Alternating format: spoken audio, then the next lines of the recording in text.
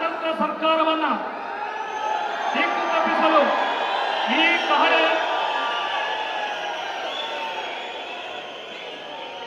ಕಾಂಗ್ರೆಸ್ ಪಕ್ಷಕ್ಕೆ